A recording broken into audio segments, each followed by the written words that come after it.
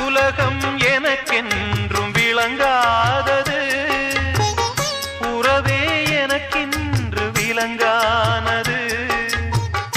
அடடா முந்தானை சிறையானது, இதுவே என் வாழ்வில் முறையானது.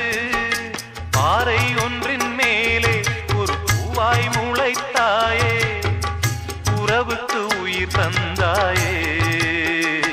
நானே எனக்கு நண்பன் இல்லை.